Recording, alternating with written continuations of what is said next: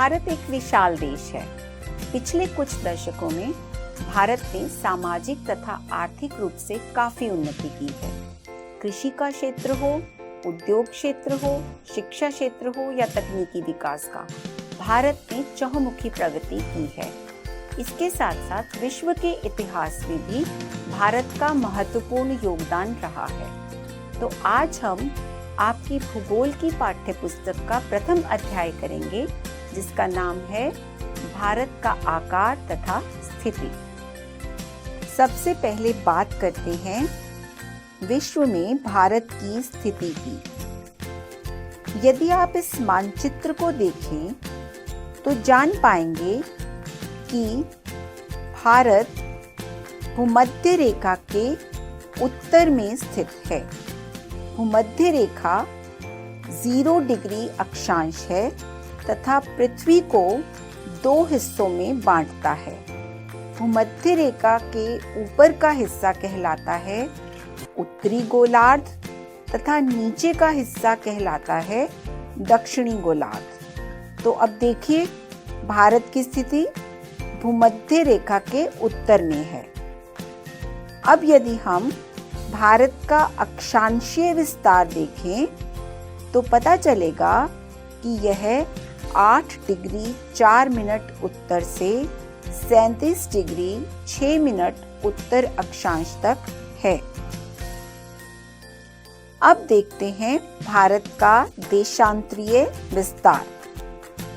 Bharat prime meridian अर्थात Greenwich रेखा, जो कि 0 डिग्री देशांतर रेखा है, इसके पूर्व में स्थित है तथा भारत का देशांतरीय विस्तार 68 डिग्री 7 मिनट से 97 डिग्री 25 मिनट पूर्व देशांतर तक है। आइए अब भारत के मानचित्र पर कुछ और तथ्य देखें। कर्क रेखा भारत के मध्य से गुजरती है। यह 23 डिग्री 30 मिनट उत्तरी अक्षांश है, जो भारत को 2 बराबर भागों में बांटता है। कर्क रेखा 8 राज्यों से गुजरती है। क्या आप मुझे बता सकते हैं ये राज्य कौन से हैं?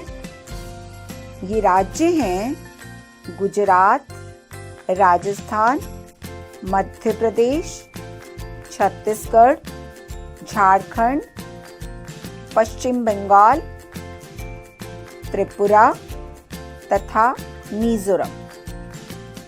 इसके अलावा कुछ द्वीप समूह हैं जो भारत का हिस्सा हैं। यह देखिए, दक्षिण पश्चिम में अरब की खाड़ी में लक्षद्वीप द्वीप समूह तथा बंगाल की खाड़ी, जो कि दक्षिण पूर्व में है, उसमें अंडमान निकोबार द्वीप समूह। क्या आप जानते हैं कि भारत का सबसे दक्षिणी बिंदु इंदिरा बिंदु था, जो 2004 में सुनामी की लहरों के कारण समुद्र में जलमग्न हो गया। भारत का आकार। भारत का कुल क्षेत्रफल 32,80,000 वर्ग किलोमीटर है। यह विश्व के क्षेत्र का 2.4% है। भारत विश्व का 7वां बड़ा देश है। इस चित्र में आप विश्व के 7 बड़े देश देख रहे हैं। देखिए, रूस, कनाडा, संयुक्त राष्ट्र अमेरिका, चीन, ब्राजील, ऑस्ट्रेलिया तथा भारत। तो भारत विश्व का 7वां बड़ा देश है।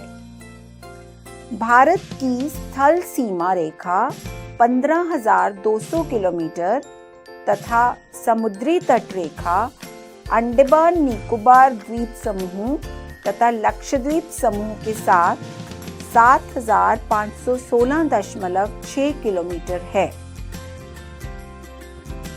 भारत के मानचित्र को देखें और बताएं कि भारत में अक्षांश और देशांतर रेखाओं का विस्तार कितने डिग्री है?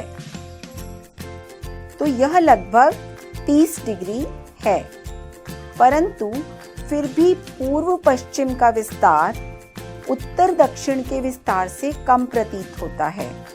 ऐसा क्यों है, यह जानने की कोशिश करें। भारत में 82 डिग्री 30 मिनट पूर्व देशांतर रेखा को भारत की मानक याम्योत्तर अर्थात स्टैंडर्ड मेरिडियन माना गया है।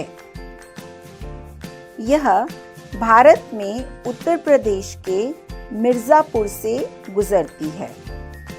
अब आप सोच रहे होंगे कि 82 डिग्री 30 मिनट पूर्व देशांतर को भारत का मानक याम्योत्तर क्यों माना गया? इसके दो कारण हैं।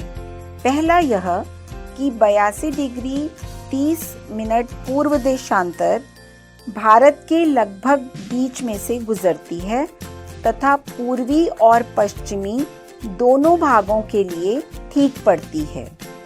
दूसरा यह कि गुजरात, जो कि भारत का पश्चिमोत्तर राज्य है, तथा अरुणाचल प्रदेश, जो कि भारत का पूर्वोत्तर राज्य है, इन दोनों के स्थानीय समय में 2 घंटे का अंतर है। क्योंकि अभी हमने बात की कि हमारे देश का देशांतरीय विस्तार लगभग 30 डिग्री है और क्योंकि पृथ्वी 1 डिग्री को कवर करने में 4 मिनट लगाती है, तो यह 30 डिग्री को 120 मिनट यानी 2 घंटे में कवर करेगी। इस हिसाब से यदि अरुणाचल में सूर्योदय का समय सुबह 5 बजे है, तो यह गुजरात में 7 बजे होगा। परंतु यदि एक ही देश में अलग अलग समय होगा, तो इससे बड़े असमंजस की स्थिति हो जाएगी।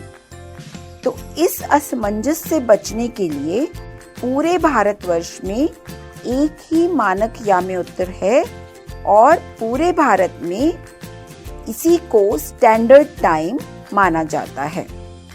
भारत और विश्व। यह मानचित्र दर्शाता है कि भारतीय भूखंड एशिया महाद्वीप के पूर्व और पश्चिम के मध्य में स्थित है तथा एशिया महाद्वीप का दक्षिणी विस्तार है। हिंद महासागर पश्चिम में यूरोपीय देशों और पूर्वी एशियाई देशों को मिलाता है। यह भारत को केंद्रीय स्थिति प्रदान करता है। हिंद महासागर में किसी भी देश की तटीय सीमा भारत जैसी नहीं है। भारत की इसी महत्वपूर्ण स्थिति के कारण एक महासागर का नाम भी भारत पर पड़ा। उस महासागर का नाम है हिंद महासागर। प्राचीन काल में भारत का पश्चिम, मध्य और पूर्वी एशिया तथा दक्षिण एशिया के पड़ोसी देशों के साथ एक अद्भुत संपर्क रहा है। इस संपर्क का परिणाम ये रहा कि उपनिषदों के विचार, रामायण तथा पंचतंत्र की कहानियां, भारतीय अंक और दशमलव प्रणाली संसार के अलग अलग हिस्सों में पहुंची। इसके साथ साथ भारतीय मसाले, मलमल तथा अन्य व्यापारिक सामान भी दूसरे देशों में पहुंच सका। इसी तरह से यूनानी तथा पश्चिमी एशिया की वास्तुकला का प्रभाव भी हमारे देश के विभिन्न भागों में देखा जा सकता है।